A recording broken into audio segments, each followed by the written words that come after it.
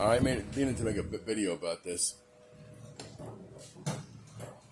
Let's see, 1981 F-150 I just bought, not shortly. Nice billet grill, nice new lights, nice new engine. Apparently somebody replaced this. This originally came with a 300 L6 with a C6 because it's a heavy duty, from the factory, and a 9-inch Ford rear end.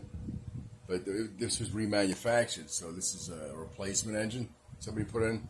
And the kid who I got this from had put that carburetor in and a water pump. I put it in the alternator, the master cylinder, and I'm replacing all 4 brakes, corners of the brakes. And you see the hood right here, which says Ford right on it. You can see. But this is originally a 6-cylinder car. Came, heavy duty from the factory. Fortunately, somebody ignored a couple of things, and that's the worst of this truck. They ignored the rust. It's probably a Kentucky truck, I think it is originally. And this is what happens when you ignore rust for 45 years. It turns into holes, even in southern states. And then here on the fender wall, like the wheel well, and down right there, that's about it. The bumpers are all in nice shape. The tailgate and all that's good. The bed's pretty good. It's just the wheel wells. And all 4 corners seem to have issues. And then the very end of the truck. Other than that, it's all rust spots. So it needs to be, needs some body work. Needs a paint job, but I could do the body work and then let somebody else paint it. So it's fine by me. This truck painted, I've seen these listed for like $30,000. You know what I'm saying? Yeah. One I think I've seen for $35,000 or something like that. So even if I did the body work myself and then paid somebody $5,000 to paint this, to give it a nice paint job, I still wouldn't have only been for this truck for like maybe 10 grand. I could sell it for 20, not 30. I paid $2,500 for this truck. And it runs like a champ. Just needs some brakes, basically. And a new radio. The radio was shot. Other than that, everything else seems to work. Transmission shifts. I put new shocks on it. Suspension height seems to be okay. At the moment. And like I said, rust is about the worst of it. And maybe you need a few parts here and there. Not a bad deal for $2,500. Try to find another one in this kind of shape. There's a lot of trucks in Kentucky, but a lot of them, are like, yard specials, I call them, So, and they're getting pretty expensive, So I think I got a decent deal. I've always wanted a 300, F-150, so. I drove one before, a 78 with a stick. And this one, like I said, comes with the automatic though, but that's fine.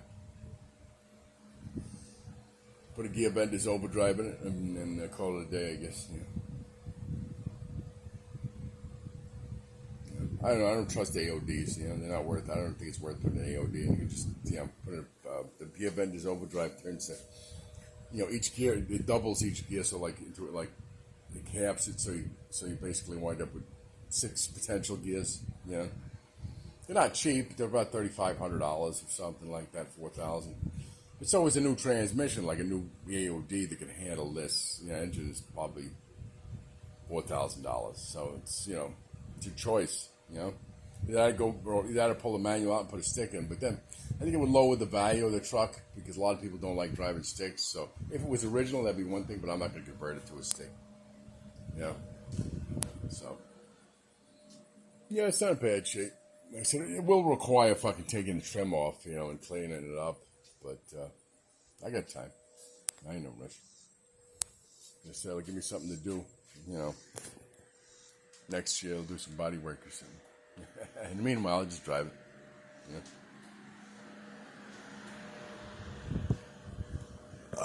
Well, that's it. It's my, latest vehicle, a 1981 F-150. It's something. Why not? I don't know what's up with that. It says Ranger F100 on that. It's not an F100. It's an F150. It says right on the title. It's an F150. And it says, but here, look. What does it say on this side? What the fuck is up with that? Is anybody got a comment on that? Why does it say F100 on one side and F150 on the other? But the title says F150. So, yeah. I even seen the option list from the factory. It shows it like fucking heavy duty fucking package with the C6 and the L300 and the other. So isn't that weird? Yeah. Well, got any fucking opinions or information? Let me know. And these wheels came out too, these 15-inch wheels. These are obviously aftermarket, yeah. But it's a good choice, I think. Yeah. I mean, nothing too crazy, yeah. These originally came with either 14s or 15s, so.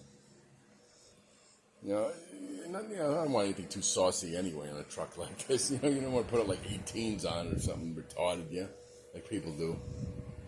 So, anyway, that's it.